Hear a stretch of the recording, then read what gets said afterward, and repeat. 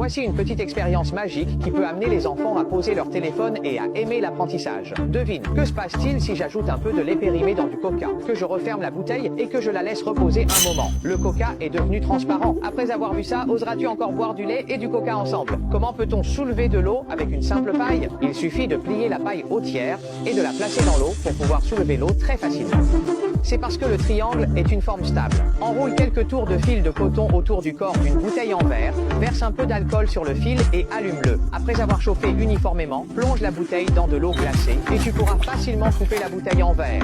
Place un verre devant une flèche pointant vers la gauche, puis verse de l'eau claire à l'intérieur.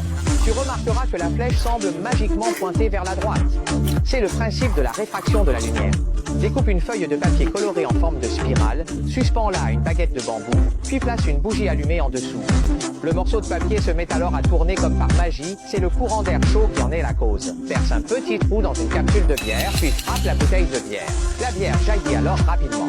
C'est ce qu'on appelle une réaction en chaîne. Place un aimant dans un bol, verse de l'eau claire, puis ajoute une cuillère de sel de table et mélange bien. Tu pourras alors allumer une ampoule.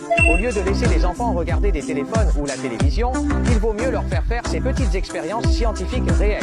Cela stimule la curiosité et l'envie d'apprendre des enfants et leur permet d'observer divers phénomènes physiques et chimiques.